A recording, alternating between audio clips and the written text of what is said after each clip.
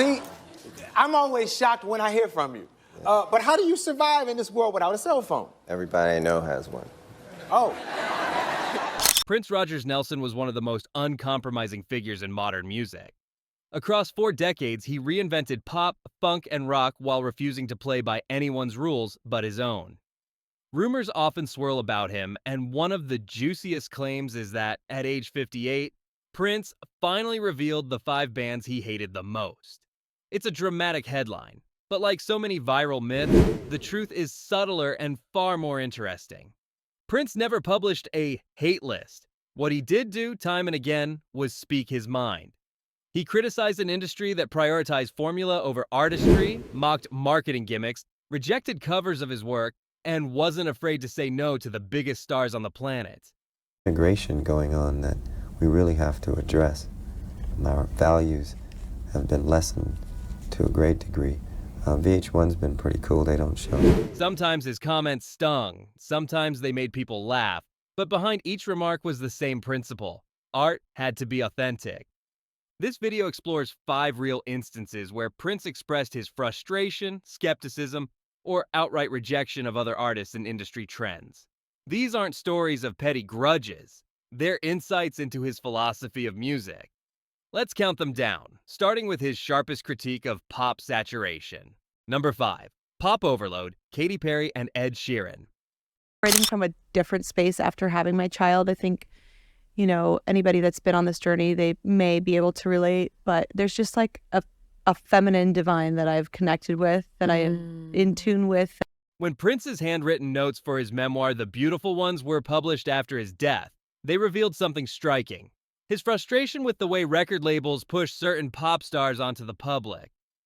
In one note, he wrote bluntly, "We need to tell music execs that they keep ramming Katy Perry and Ed Sheeran down our throats, and we don't like it no matter how many times they play it." It's a harsh statement on the surface, but to understand it, you have to look at Prince's larger battle with the music industry. He wasn't launching personal attacks against Perry or Sheeran as individuals. Instead, he was railing against an industry machine that, in his view, had stopped respecting listeners. To Prince, artistry was about risk, originality, and soul. What he saw dominating the charts were safe, formula-driven hits designed more for streaming algorithms than human connection. This critique fits a pattern in his career. Prince fought major labels for ownership of his masters, famously scrawling "slave" on his face during the 1990s to protest contractual control. He once explained that executives often underestimated audiences by serving them watered-down product. In his mind, the rise of repetitive, manufactured pop hits was proof of that failure. Of course, Katy Perry and Ed Sheeran are hardly talentless.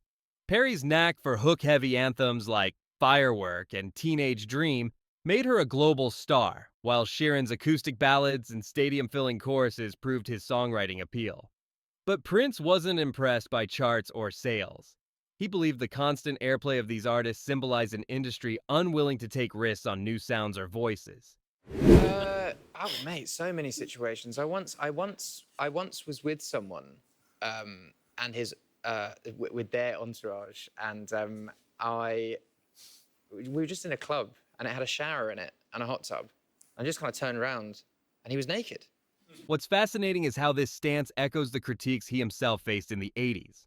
Some critics dismissed Purple Rain or Sign of the Times as indulgent or excessive. Prince shrugged off those comments, knowing that originality often divides opinion. What he couldn't abide was the opposite: music designed never to offend, never to surprise, never to challenge. By singling out Perry and Sheeran, Prince was making a larger point. It wasn't about disliking their personalities, it was about what their overexposure represented. To him, artistry was being drowned out by commerce. He worried that the industry's obsession with safe pop formulas was eroding the diversity of voices on the radio. It's telling that he chose to put this frustration in writing. Prince had long used interviews and performances to throw shade, but this note was a private reflection later revealed to the world. It captures a man still fighting for originality, still unwilling to compromise, even in his later years. So here's a question for you. Do you agree with Prince's view that the music industry pushes certain artists too hard, leaving little room for variety? Or do you think pop stars like Perry and Sheeran earned their dominance by connecting with what people wanted to hear? For Prince, the answer was clear. He wanted listeners to demand more from the charts, to resist the easy comfort of repetition and insist on music that surprises.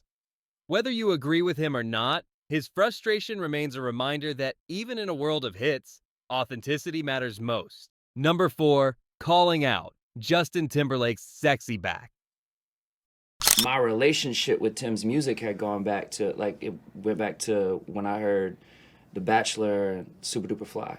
Like those 2 albums, the DNA of the production, not just even the drum sounds, the DNA of the production. Prince was never afraid of playful shade, especially when it came to marketing slogans he thought were silly.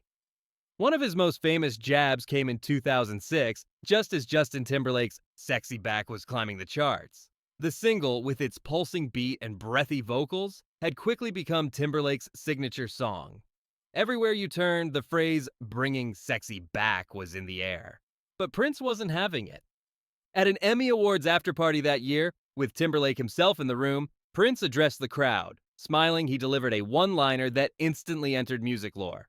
For whoever is claiming that they are bringing sexy back, sexy never left. The remark cut through the hype in a way only Prince could. For him, true sex appeal wasn't a fad that could disappear and then return. It was about confidence, originality, and authenticity. In other words, the very things he believed he embodied throughout his career. The comment stung, but it was also pure Prince. Sharp, witty, and rooted in his larger artistic philosophy. He had always presented sexuality as part of his artistry, from the provocative stage shows of the early 80s to the erotic funk of Darling Nikki and Cream. For Prince, sexy was not something you declared. It was something you lived. Timberlake, for his part, didn't let the jab go unanswered. On his 2007 track, Give It To Me, he fired back at both Prince and Madonna, rapping, "We missed you on the charts last week. Damn, that's right, you weren't there." It was a cheeky response, turning Prince's shade into lyrical ammunition. The exchange never escalated into a bitter feud, but it did highlight the generational gap between Prince's definition of artistry and Timberlake's embrace of pop spectacle. What's interesting is how this moment mirrors Prince's broader skepticism about marketing-driven music. Just as he bristled at the industry ramming certain acts down people's throats, he saw SexyBack as more slogan than substance. He respected performance and talent, but he distrusted gimmicks. Timberlake's song, in Prince's eyes, seemed like a marketing campaign dressed up as music. Yet Prince's quip wasn't pure malice. Many fans interpreted it as more tongue-in-cheek than hostile. After all, Prince often used humor to make a point. By saying, "Sexy never left," he was asserting his own role as a constant presence in the world of style and desire. He was reminding everyone that while trends come and go, true charisma never fades. Yes, I paid them to do that. No. I love you too. Looking back, the Timberlake incident has become one of the most quoted examples of Prince's sharp wit. It demonstrates his refusal to be swept along by cultural waves he considered shallow.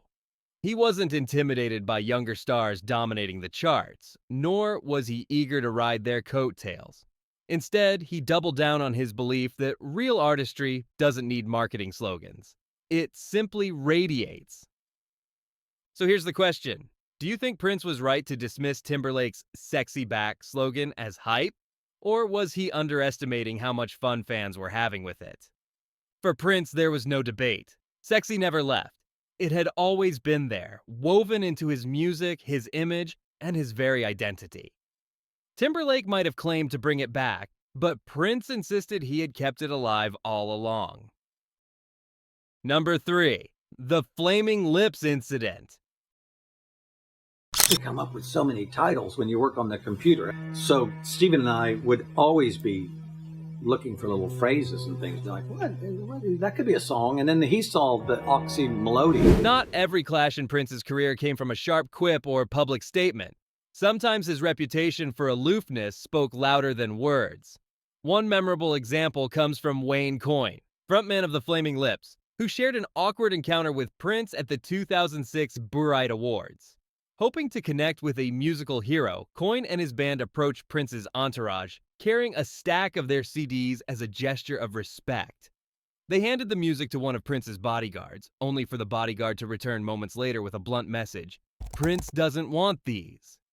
For Coyne, the rejection was unforgettable. He interpreted it as evidence that Prince simply had no interest in their psychedelic, experimental style. You know, the magic comes from being in the moment with the audience, and I have to say, well, you know, sometimes when things go wrong. To outsiders, it looked like a snub, one of the many moments that earned Prince a reputation for being eccentric, standoffish, or even cold. But to those who knew him, the incident reflected something deeper: Prince's fiercely selective taste and his obsession with control. Prince guarded his artistic world carefully. He disliked being told what to listen to or how to create, and he certainly didn't feel obligated to engage with every band that wanted his attention. Throughout his career, he made choices that baffled fans and peers alike, keeping unreleased music in vaults, avoiding collaborations, or refusing to allow certain songs to be streamed. For him, control wasn't arrogance. It was a way of preserving his artistic integrity. To understand the Flaming Lips incident, it helps to remember that Prince had lived through decades of constant demands on his attention. Everyone wanted something: an endorsement, a collaboration, a comment. By 2006, he had become skilled at drawing boundaries. Returning the CDs wasn't just about disliking the Flaming Lips, it was about protecting his space. That said, the story also highlights a contrast between Prince's philosophy and the Flaming Lips' ethos. Wayne Coyne's band thrived on collaboration and sharing. Their music often blurred the line between performer and audience, inviting chaos and openness. Prince, in contrast, thrived on precision, secrecy, and tightly controlled artistry. The clash wasn't just personal, it symbolized two very different visions of what it means to be a musician. Still, fans love to speculate. Did Prince actually hate the Flaming Lips? Probably not. There's little evidence he ever thought much about them at all. But the refusal sent a clear message. Prince was uninterested in music he didn't seek out himself. To him, artistic inspiration couldn't be handed over on a stack of CDs at an awards show. It had to come from within. Giant unicorn penis thing, I can tell you for sure it wasn't something that had been discussed. Coyne himself has told the story with a mixture of amusement and frustration. He recognized it as a classic Prince moment, both maddening and fascinating. For Flaming Lips fans, it became one more anecdote in the legend of Prince's unapproachable mystique. So here's a question for you. If you were in Prince's shoes, would you welcome every CD handed to you out of courtesy, or would you guard your creative bubble as fiercely as he did? For Prince, the answer was clear. He valued his independence too much to let outside influences intrude. Whether you see it as arrogance or integrity, his refusal to engage with the Flaming Lips was part of a larger pattern. Prince did things on his own terms, or not at all. Number 2, Maroon 5 and the crusade against covers. Don't need anything other than coffee. And I couldn't even do that well. That was so sad. I delivered pizzas and Italian food for this restaurant in my neighborhood in Culver City. Prince's relationship with other artists wasn't always about shade or snubs. It was also about principle. And few things triggered him more than the idea of other bands covering his songs. In 2011, when Adam Levine's band Maroon 5 released their version of Kiss, Prince didn't hold back. In an interview with Billboard, he drew a firm line. "I do pay performance royalties on others' songs I perform live, but I'm not recording these songs and putting them up for sale. Why do we need to hear another cover of a song someone else did? Art is about building a new foundation, not just laying something on top of what's already there." The statement went beyond Maroon 5. Prince had long expressed dislike for covers of his work. He believed they diluted the originality of the music and reduced art to repetition. In his eyes, creating meant breaking new ground, not recycling the work of others for commercial gain. His words about Maroon 5 simply gave a modern example of his frustration. Prince's stance is fascinating because it contrasts with how most artists treat covers. Many see them as a compliment or a way to keep their songs alive for new generations. But Prince was different. He saw music as sacred, a personal creation tied to his identity. To have another band repackage it for profit felt to him like theft, even if it was legal. That perspective also explains why Prince guarded his catalog so fiercely. For years, his songs were nearly impossible to find on YouTube or streaming services because he didn't want them distributed without his consent. He viewed ownership and control as central to his artistry, and covers, no matter how well-intentioned, undermined that. Of course, Maroon 5's version of Kiss wasn't malicious.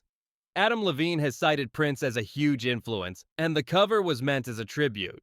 But Prince wasn't interested in flattery. He wanted originality.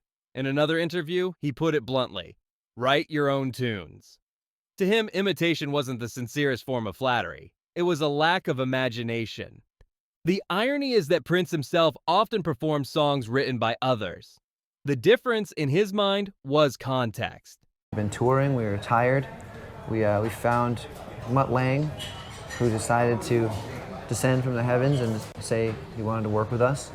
And we started making a record. We went to Switzerland and had an incredible and very amazing and very unique time out there. He didn't record those covers for release. He performed them live as one-off gestures of admiration. By not packaging them for sale, he felt he was avoiding the commercialization that offended him so much. This clash with Maroon 5 wasn't personal, it was philosophical. Prince wasn't attacking Levine or his bandmates directly. He was fighting against what he saw as artistic stagnation, the music industry's tendency to recycle rather than innovate. And yet, for fans, this raises an interesting dilemma. Some people discover old classics precisely because of covers. A new version of a song can be a gateway to the original, opening doors for listeners who might never have explored the source material. It's actually true. The first time I ever played was at the Troubadour when I was about 12 years old. And it's strange to be playing the Troubadour when you're 12 years old. Yeah. So, I mean, I don't blame myself for being nervous, but Wouldn't Prince's refusal to allow covers deprive future generations of that entry point? So here's a question for you. Do you side with Prince's purist stance that art should always build something new, or do you think covers are a valuable way to keep songs alive? For Prince, the answer was non-negotiable. Music was about invention, not repetition. And while many saw his rigidity as extreme, it was consistent with the values that defined his entire career: originality, ownership, and authenticity above all else. Number 1. Saying no to Michael Jackson's Bad. In my opinion, it has to be completely entertaining and have a sense of, a linear sense of continuity. Of all the stories about Prince clashing with other artists, none is more legendary than his refusal to duet with Michael Jackson on the song Bad. When Jackson was preparing the track in the late 1980s, he wanted Prince to share the spotlight. It could have been the ultimate pop summit, two of the era's most electrifying performers trading lines on a track destined for history. But Prince said no. Why? The reason came down to one unforgettable lyric. In interviews years later, Prince explained, "The first line of that song is, 'Your butt is mine.' Who's gonna sing that to whom? 'Cause you sure ain't singing it to me, and I sure ain't singing it to you. So right there, we got a problem." For Prince, the lyric wasn't just awkward, it was unacceptable. The thought of singing it either to Jackson or hearing Jackson sing it to him was out of the question. It was a decision that shocked the industry. Collaborations between superstars are usually irresistible, but Prince was never swayed by commercial logic. He valued artistic integrity above publicity, and if a song didn't feel right, he wouldn't touch it, no matter who asked. By stepping away from Bad, he demonstrated once again that he wouldn't compromise his instincts. That's the most ridiculous, horrifying story I've ever heard. It's crazy. I mean, why? Number one, it's my face as a child in the commercial. Me when I was little. Of course, this fueled speculation about a rivalry between the two icons. Fans and journalists painted Prince and Jackson as bitter competitors, dueling over chart positions, music videos, and the crown of King of Pop. But the reality was more complex. Prince openly admired Jackson's talent, and at times even performed his songs in concert. Their tension wasn't about hatred, it was about different visions of artistry. Jackson leaned into spectacle and universal accessibility. Prince prized eccentricity, mystique, and boundaries. The bad incident became symbolic of those differences. Jackson went on to record the song solo, and it became another smash hit in his catalog. Prince, meanwhile, carried on with his own projects, seemingly unbothered by what might have been. In interviews, he downplayed the supposed rivalry, insisting that his decision was based on the lyric alone. Yet the fact that fans still talk about it decades later shows how momentous the non-collaboration felt. What's striking is how this story reflects Prince's lifelong refusal to let others dictate his path. Collaborating with Michael Jackson could have been an easy win, but Prince didn't chase easy wins. He chased authenticity. If one line of a song felt wrong to him, that was enough reason to walk away. And that decision raises an intriguing question. Would you have done the same? If given the chance to collaborate with one of the biggest stars in the world, would you accept for the exposure? Or would you, like Prince, say no to protect your sense of self? For Prince, the answer was never in doubt. His art wasn't for sale, not even for the chance to stand beside Michael Jackson on one of pop's most iconic tracks. By rejecting Bad, he sent a message that still resonates. Real artists don't compromise their principles, even when the whole world is watching. Prince never sat down to write a hit list of artists he despised. The stories we've explored, his notes about Katy Perry and Ed Sheeran, his jab at Justin Timberlake's SexyBack, the flaming lips snub, his anger over Maroon 5's cover of Kiss, and his refusal to sing Michael Jackson's Bad, don't reveal a man motivated by petty grudges.